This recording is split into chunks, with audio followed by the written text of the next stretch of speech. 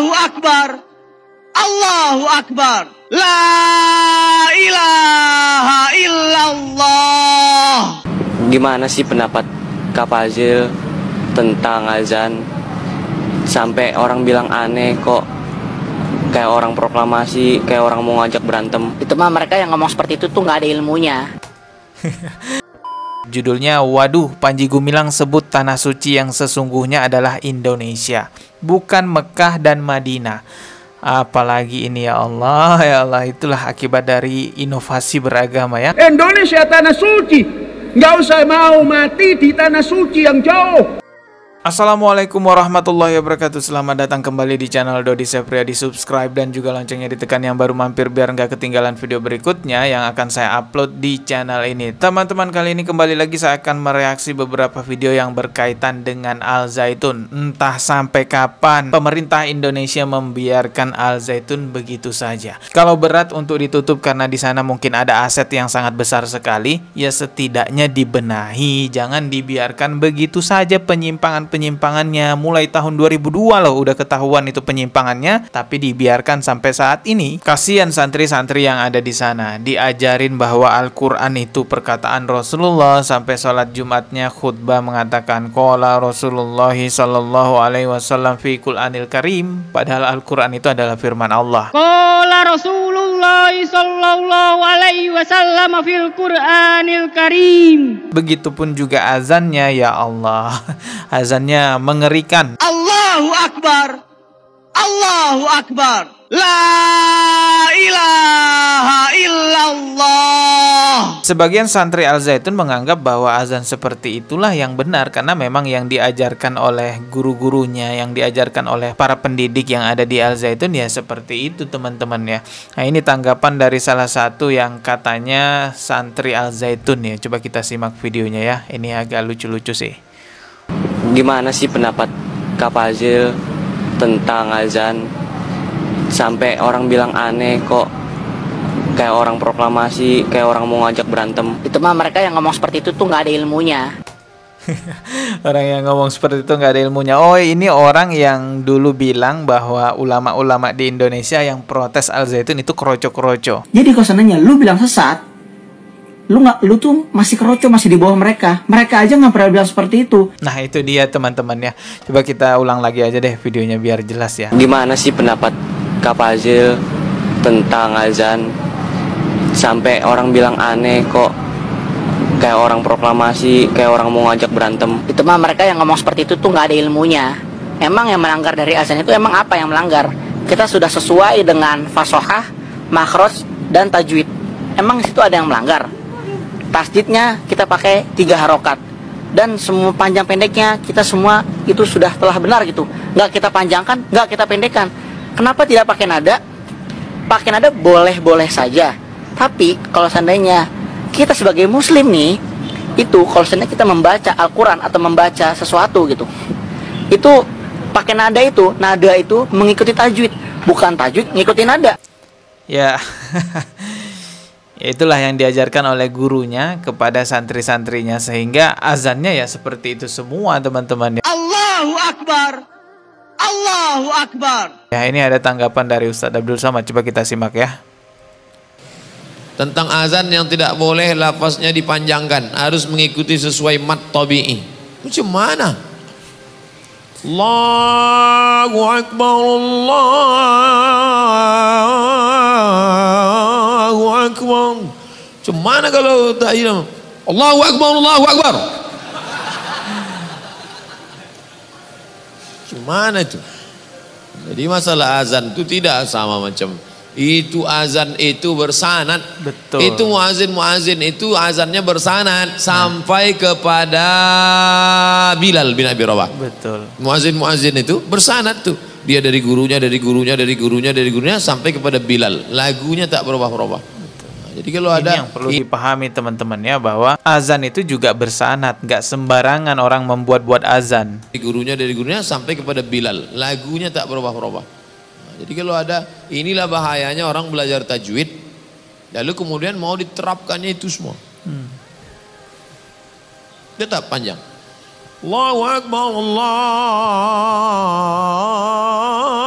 Akbar. Saya juara azan dulu antar SD.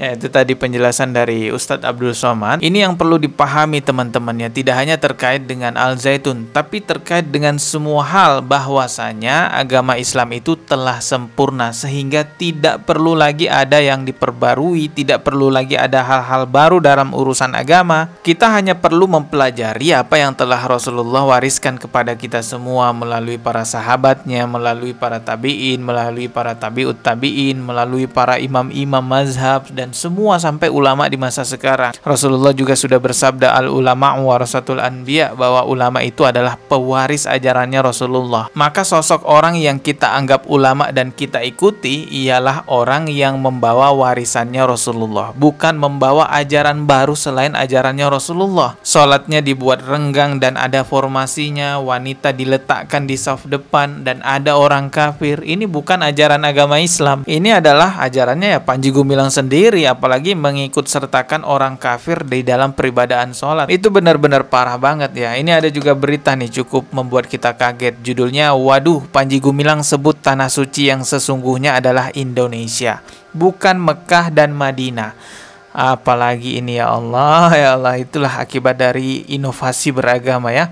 Pimpinan Pondok Pesantren Al-Zaitun Indramayu Panji Gumilang menyebut bahwa tanah suci yang sebenarnya bukanlah Mekah dan Madinah, melainkan Indonesia. Ucap Panji Gumilang mengenai hal tersebut menjadi viral di media sosial lantaran banyak akun yang mengunggah ucapan Syekh Panji Gumilang tersebut. Coba kita simak aja videonya nih teman-teman ya. Ini yang lagi viral nih. Adil dan beradab. Sebelum merdeka anak-anakku, Bung Karno membaca stansa ketiga. Wah, Bung Karno lagi nih, mazhab Bung Karno. Dari Indonesia Raya. Sebaik saja diumumkan dan diproklamirkan proklamasi yang pertama, satu nusa, satu bangsa, satu bahasa, beliau membaca, Indonesia, tanah yang suci. Tuh. Suci. Suci. Indonesia tanah suci. Nggak usah mau mati di tanah suci yang jauh. Di Indonesia. Hidup dan matimu di Indonesia tanah suci. Otak orang Indonesia hari ini banyak yang salah memahami tanah suci karena tidak membaca lagu kebangsaannya. Bayar. Sekarang 35 juta. Yang sepo-sepo berangkat mudah-mudahan mati di tanah suci. Di mana itu? Di Mekah atau di Madinah?